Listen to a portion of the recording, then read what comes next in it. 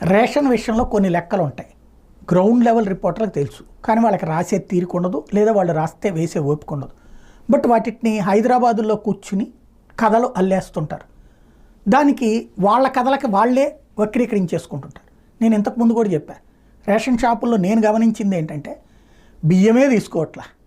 బియ్యానికి బదులుగా వాళ్ళ దగ్గర అంత చింతపండు అంత బెల్లం ముక్క పట్టుకుపోతారు. అదే సందర్భంలో కందిపప్పు, పంచదార ఇస్తే తీసుకుంటారు, కందిపప్పు అయితే తీసుకోరు పెద్దగా. ఎందుకు అంటే ఆ కందిపప్పు మామూలుగా మనం కొనుక్కున్నదైతే కనుక 10 నిమిషాల్లో ఉడికితే ఇది గంట పడుతుందో గంటన్నర పడుతుందో తెలియదు అనమాట. అందుకని తీసుకోరు. అందుకనే రేషన్ షాపులోళ్ళు ఇంటింటి పెట్టి తీసుకోవాలి, డబ్బులు కట్టి తీసుకోవాలి, అది తీసుకోరు. ప్రభుత్వం ఒత్తిడి చేసి ఇప్పించాలి అన్నటువంటిది. అంటే జగన్ రేషన్ అయ్యని కట్ చేసేసి వేధించాడు అంటూ వార్తలు రాసినటువంటి జ్యోతి ఇప్పుడు కూడా రేషన్ కట్ అవుతుందని రాస్తూ, కాకపోతే అది అధికారులు